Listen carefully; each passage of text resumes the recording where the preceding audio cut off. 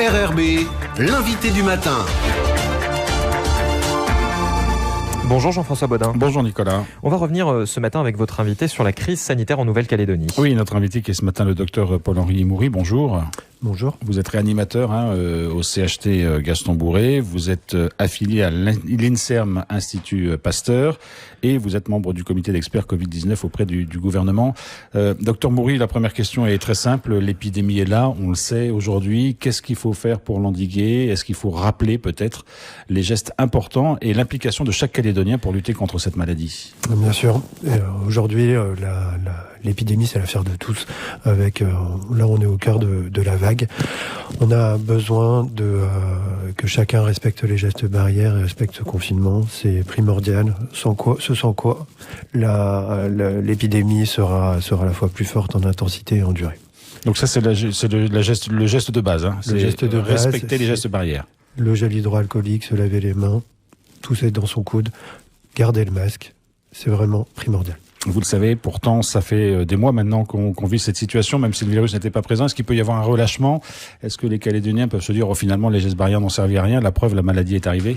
Non, là, on est dans le plus dur. Il ne peut pas y avoir de relâchement à l'heure actuelle. On a vraiment besoin de la solidarité de tous et de la mobilisation de tous en cette période-là. Alors, quand on a un doute sur une éventuelle contraction de la maladie, qu'est-ce qu'on doit faire? Alors, quand on a un doute, ce qu'il faut faire, c'est quand on a des symptômes, c'est venir se faire tester au plus près de chez soi, soit chez un médecin généraliste, soit chez un pharmacien, soit auprès d'un des drives pour avoir un test antigénique. Et là, on a la réponse en quelques minutes. Et ensuite, on est pris en charge, évidemment, si le virus est détecté.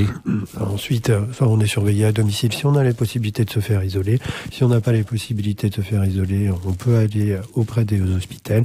Et si on a pour avoir des soins de base les plus efficients et une surveillance la plus efficiente, et être réactif pour avoir recours à l'hospitalisation dès qu'on en a besoin.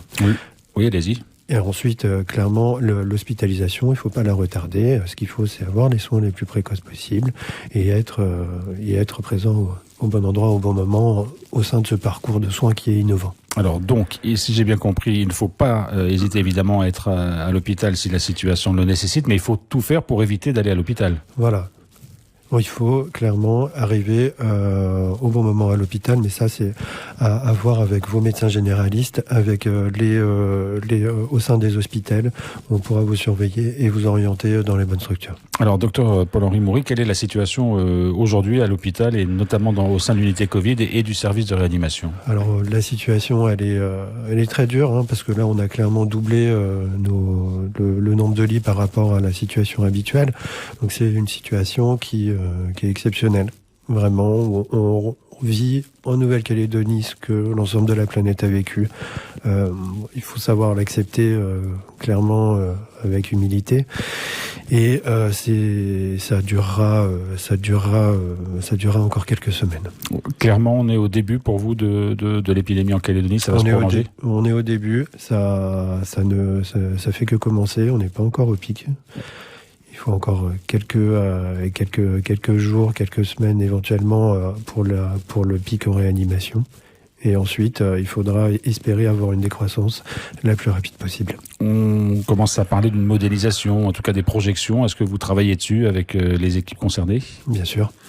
Donc voilà, nous on pense que dans les semaines, dans la semaine, peut-être qu'il y aura un pic des contaminations, et ça dépendra clairement du respect du confinement.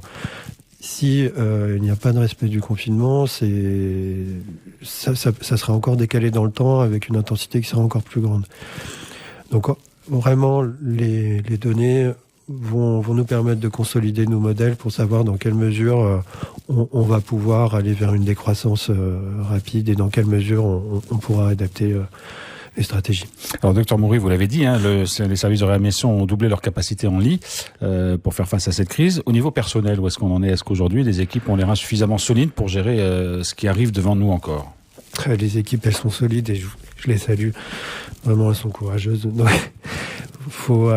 c'est sûr que là, il y a un surcroît de travail, un surcroît d'intensité, un surcroît de charge émotionnelle pour tout le monde. on va pouvoir gérer cette première phase. Dans le temps, ça va vraiment être compliqué. Donc, on a besoin de tout le monde pour être mobilisé autour de tout ça. Il faut que les Calédoniens soient bien conscients de l'effort que le système de soins, que toutes les équipes soignantes sont en train de faire. Et les appels aux volontaires, est-ce qu'ils ont déjà été entendus ? Alors, les appels aux volontaires ont été exceptionnels. En nombre de réponses, je serais incapable de vous dire exactement combien de personnes sont venues, mais tout le monde participe à la fois pour le dépistage ou pour les vaccinodromes. C'est vraiment beau. Il faut seulement que ça puisse durer dans le temps. Il faut que les Calédoniens viennent se faire massivement vacciner et dépister pour que clairement on puisse aller vers une décroissance et étaler cette courbe dans un premier temps et aller vers une diminution du nombre de cas. Alors quel va être l'apport aussi dans cette logique-là des experts venus de métropole ? Alors les experts venus de métropole, leur venue, elle sera vraiment... elle est vraiment pertinente pour apporter une aide à la fois technique, logistique et humaine pour permettre un support au bon endroit, au bon moment, que ce soit sur Nouméa, qu'en Brousse, que sur d'autres structures hospitalières, afin d'être au plus près des Calédoniens sur l'ensemble du territoire. Ce défi, c'est un vrai défi logistique. Docteur Moury, vous le savez, il y a un gros débat autour de la vaccination, les pour, les contre, les anti, les favorables, etc. Qu'est-ce que vous pensez de ce débat aujourd'hui autour du vaccin ? Que peut-on dire aujourd'hui de ce vaccin ? Alors, ce qu'on peut dire, il y a un débat, mais il y a des données surtout. Il y a des données, celles de la littérature et celles qu'on observe. Là, en réanimation à l'heure actuelle, il y a 2 patients qui sont vaccinés, les autres ne sont pas vaccinés. Et encore... Quand on regarde, est-ce que le schéma vaccinal a été complet ou pas, ou insuffisamment de temps par rapport à la deuxième injection, clairement les données sont là. Ce confinement et tous les drames humains que l'on va vivre sont évitables. Ça, ce sont les données de l'OMS, de toutes les agences de santé, de toutes les institutions internationales et de toutes les sociétés savantes. On a 10 fois moins de chances de transmettre la maladie, de finir en soins critiques, en hospitalisation et même de décéder si on est vacciné. Donc, faut être clair avec ces données-là. Le reste ne peut pas être négligé, ne peut pas être... à ce point-là, on est au pied du mur, donc vraiment, il faut en être conscient. Et que répondre à ces personnes qui pensent que le vaccin est dangereux et plus dangereux que la maladie ? Alors non, soyez vraiment rassurés par rapport à ça. Qu'est-ce qui s'est passé entre janvier et l'introduction de la maladie ? Les données de pharmacovigilance sur le caillou sont assez claires. Il n'y a pas eu de cas en réanimation. Là, on déborde avec le Covid. Rien que ça. Il faut bien être clair que le nombre de personnes qui sont malades, qui sont en réanimation, sont évitables. Docteur Moury, peut-être 2 autres questions parce qu'elles nous ont été posées par des auditeurs ces derniers jours. Concernant d'abord la 3e vaccination et le recours au vaccin Moderna. Pourquoi Moderna plutôt que Pfizer ? Est-ce que c'est un choix qui a une raison particulière ? Non, les 2 peuvent être utilisés en 3e dose et indépendamment.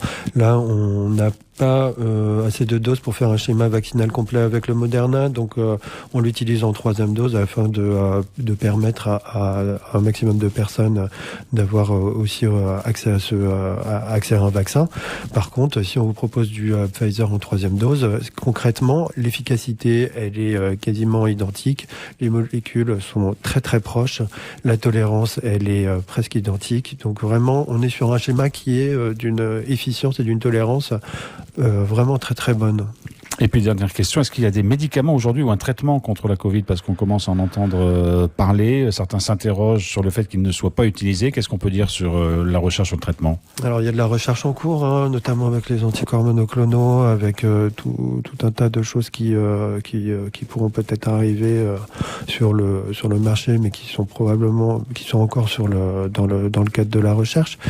Maintenant, il y a les traitements, il faut avoir des idées claires. On entend parler d'ivermectine ou de choses choses comme ça, mais clairement, quand on regarde la littérature de manière sérieuse, d'un point de vue scientifique, il y a 80% de papiers qui sont négatifs et il y a 20% de papiers qui sont non conclusifs. Et c'est pas avec ça qu'on va faire des recommandations, c'est pas avec ça qu'on va faire une politique sanitaire. Donc, et concrètement, ça ne changerait rien à la survenue de cas graves ou pas.